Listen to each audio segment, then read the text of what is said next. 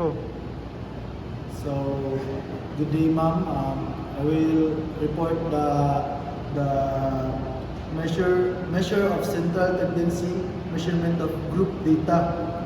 So, in statistics, measure of central tendency are used to identify the central point of a data set. These measures include the mean, median, and mode. While these are easy to compute for ungroup or raw data.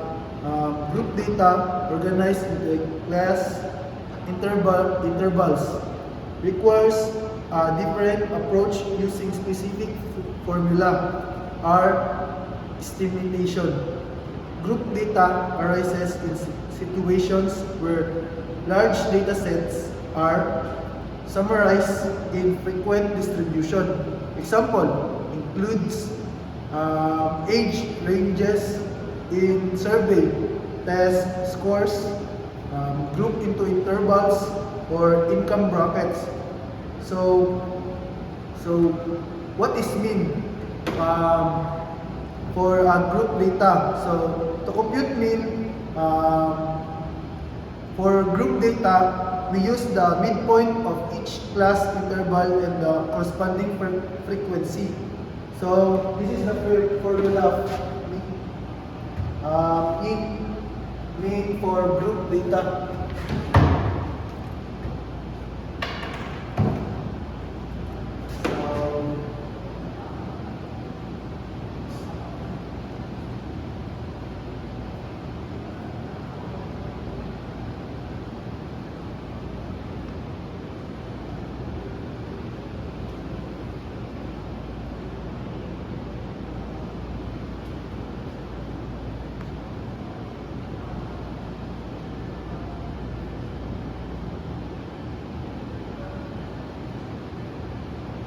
So, So, this is the formula of mean data. So, this one is a frequency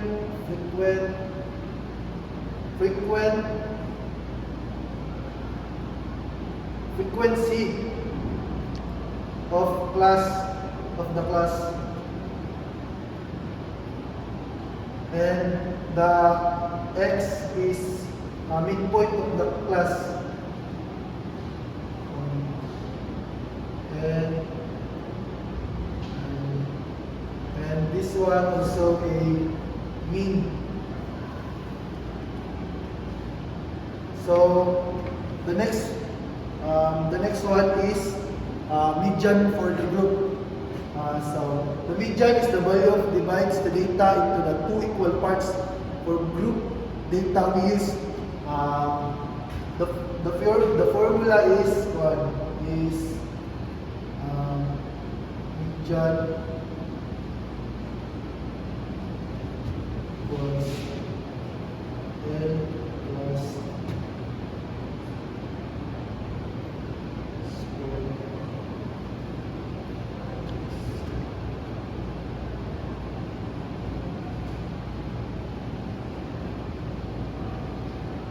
multiplied by H. So this is the median formula.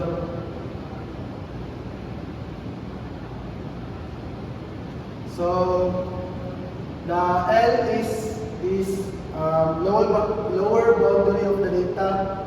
Then the N is total frequency. So CF cumulative frequency before the median class. So this one is the frequency of the median class, and the H is class width. So lastly, the mode of group data.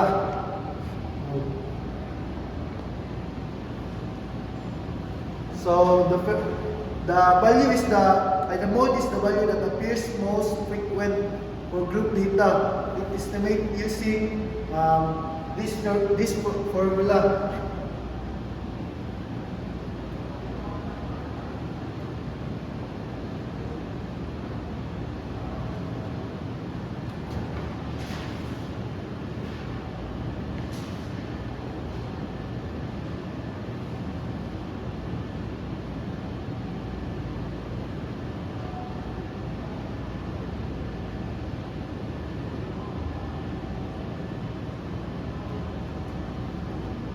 So the L is the lower boundary of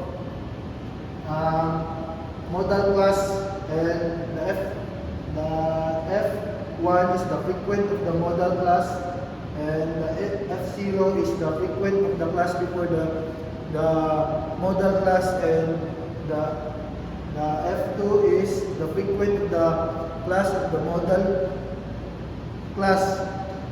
Then the H is the class width. So this is the formula of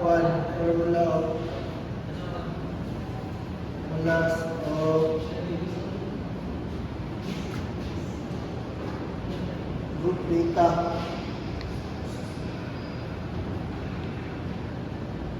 So we proceed to the 5 example. Did you copy?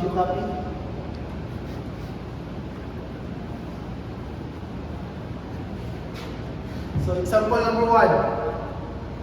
So let's work with the following the group representing the scores of students. So class intervals.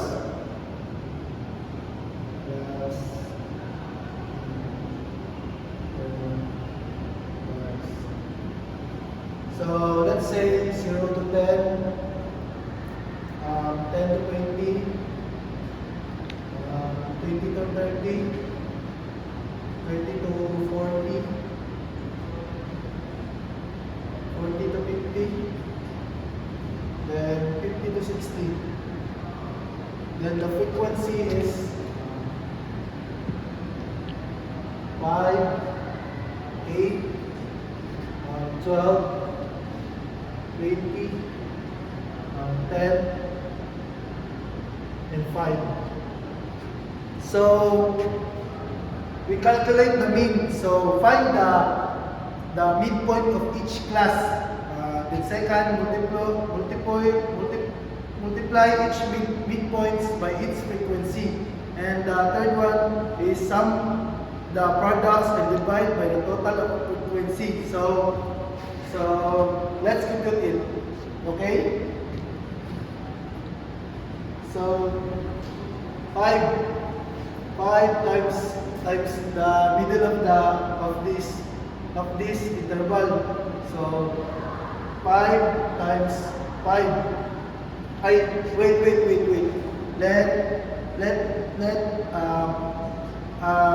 Let me write the formula first. So this is the formula.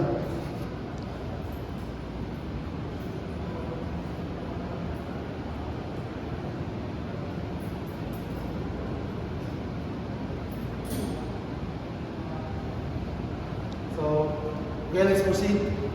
So the second one is 8. So 8. So the middle of the 10 to 20 is 15 times 15. Then 12. Middle of 30 is 25.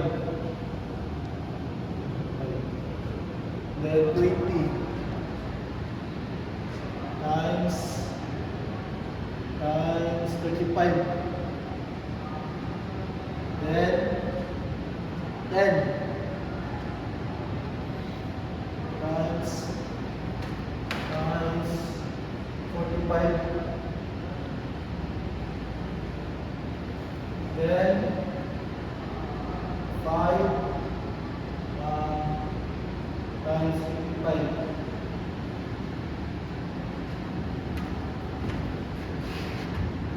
So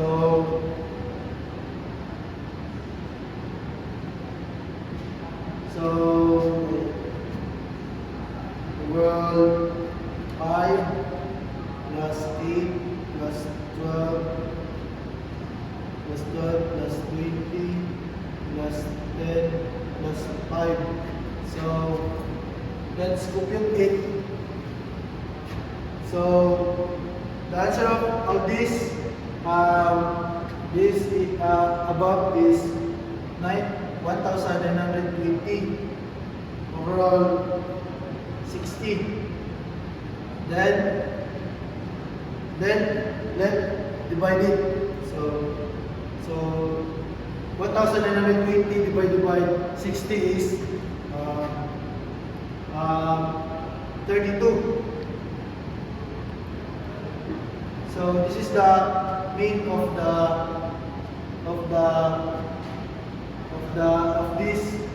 this data. Get it? So let's proceed to the second verse, second example. Pasan ako. Did you get it? Okay, let's proceed.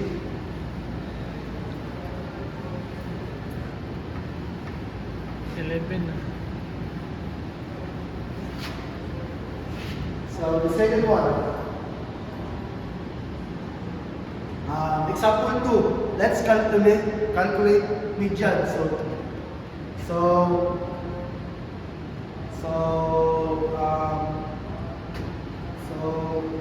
the total number is 60, di ba? The data 60. The total of 160. Then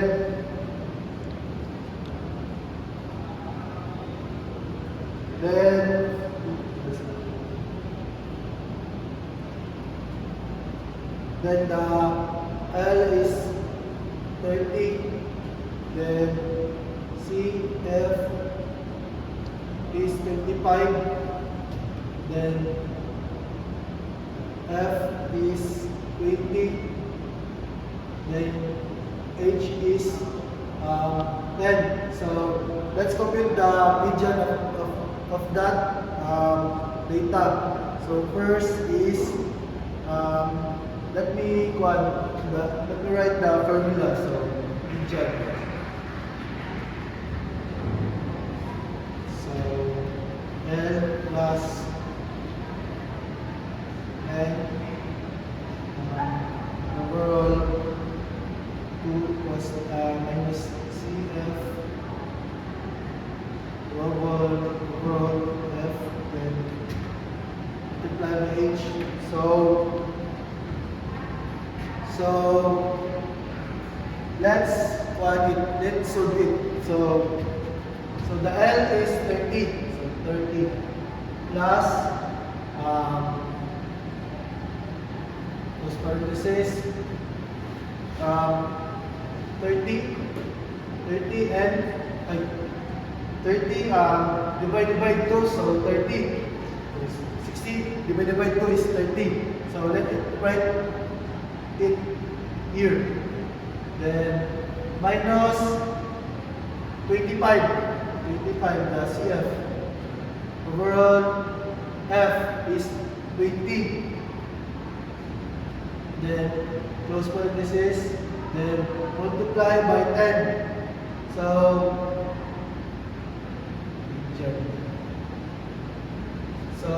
equals to 30. 30 plus 20, 5, 20 plus 10. So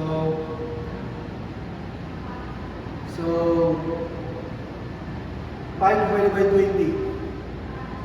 5 divided by 20. So it is 5 divided by 20.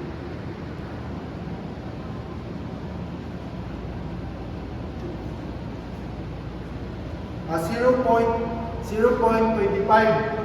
So 30 plus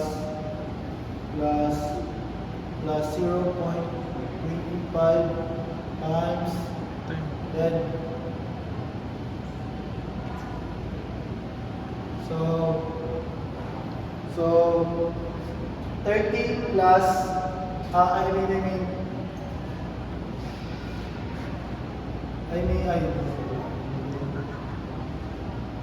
30 plus 0.25 times 10. So the answer is 32.5.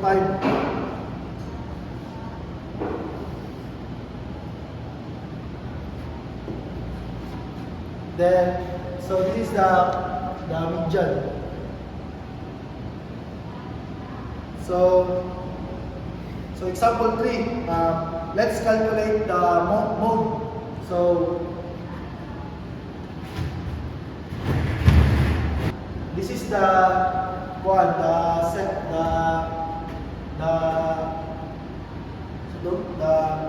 the set, the data set that one earlier. So model class. So F1 is equal to 20. Then F0 is equal to 12. So then F2 is 10. Then L is 30. Then HS is 10. So let's write the formula. So mode. So L plus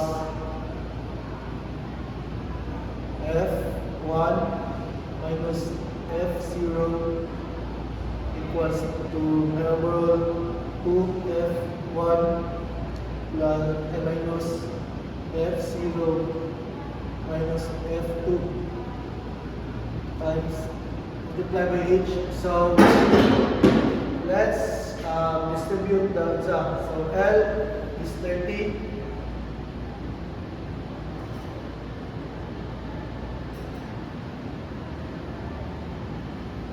So L is 30 plus this and 20 minus F0 is 12.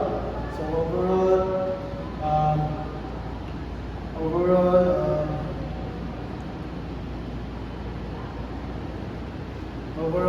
220. So F1. So minus F0 is 12 minus F2 10 multiplied by 10. So 30 plus 27 equals 8 minus overall we did 2 times 20 is 40 minus 12 10. So 30 plus 8 overall 40 minus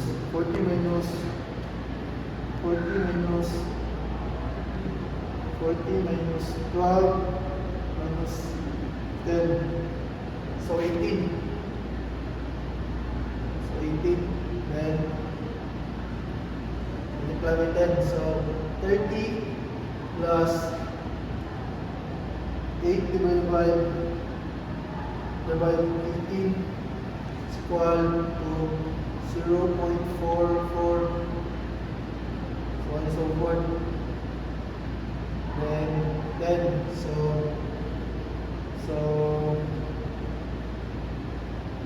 30 times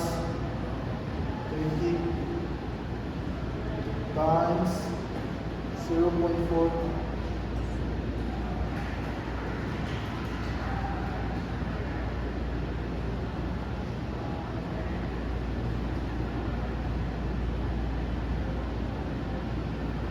So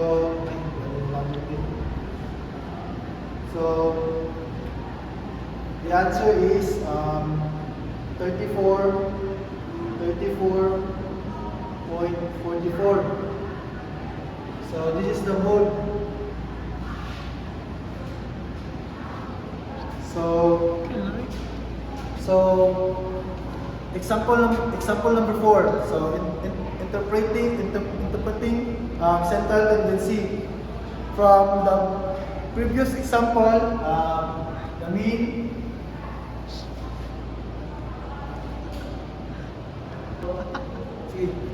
So the mean is 32.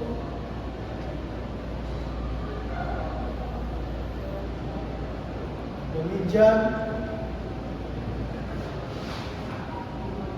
is 32.5. So the mode is 34.44. Stop something. So the value are close, choosing a roughly symmetrical distribution with a slight skew. This means that it's like that. So example number 3. So application scenario. So let's say school uses this school's scores to award a certificate. They could use the mean to determine the average of performance and use the median to find the central student, and lastly use the mode to identify the most common performance band. So measure of central tendency for group data provide important things into large data sets where raw values are not available. By applying the appropriate formulas, we estimate the mean, median, and mode to better understand trends and make informed decision. So that's all, ma'am. Thank you.